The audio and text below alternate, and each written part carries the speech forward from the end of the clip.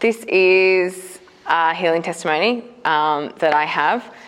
In 2020, I got Q fever, which is like an illness that you get, a disease that you get from lambing ewes, or sheep, or calving cows. And so I contracted Q fever in 2020. I got really, really sick. It's a chronic illness that it affects you long term, and it can have devastating permanent side effects. Devastating. And I was very, very sick, and I knew I had this sort of feeling that I might have, I went to, my GP was out of town, my doctor that I would normally see, and so I went to an emergency hospital. Now, we're from rural Australia, and the doctors that are in the emergency there are usually medical students from Sydney that are flying in just to fill their hours. And from Sydney, they wouldn't see too much Q fever because of the origins of how you contract it. And so there was a young doctor in there, and I had all these symptoms, all these terrible symptoms, and they didn't really know what was wrong with me. And I asked them, could it be Q fever, because I do this for a living, I'm a farmer for a living. And they had to Google what Q fever was. So they said, look, we'll have to do a blood test before we can do anything about that. So they did a blood test and sent it off, and they didn't send me home with anything. And so they just told me to go home and wait it out.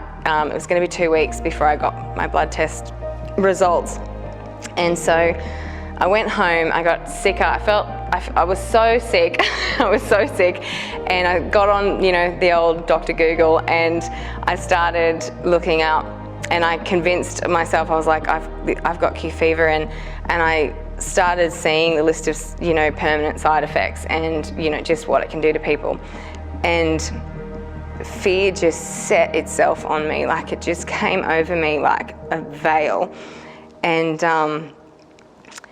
I just thought, no, this can't be happening to me. And so then it just dropped in my heart, just like a raindrop.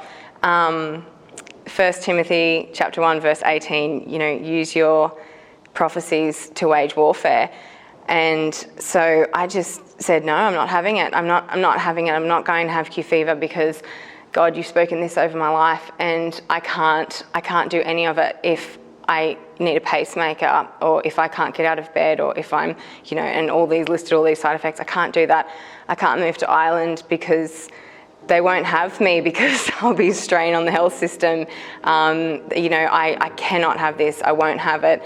And I just declared God's promises over myself, and, and that was that. And over the next few days, I gradually started to feel better. And I still thought to myself, oh, it mustn't have been Q fever, it's going away, mustn't have been Q fever, gee, that was a nasty flu. And so several weeks have gone by, and I get a phone call one day, and it was a lady, and she just said, hi Kirby, how are you feeling, was the first thing she said. And I was like, yeah, I'm okay, And she said, right, we're just checking in with you, what have you been able to do much lately, and this and that. And I said, yes, I'm fine. And I said, sorry, who is this? And she said, I'm such and such from a medical research centre in Australia, and my job is I'm tracking and keeping track of people who have got cases of Q fever, and we're trying to, find out this and that. And, you've got a particularly high amount, like points in your blood of it, and we're just, following you up, to find out how you are and what you've done and what kind of diagnosis you've had. And I said to her, oh, so I had Q fever.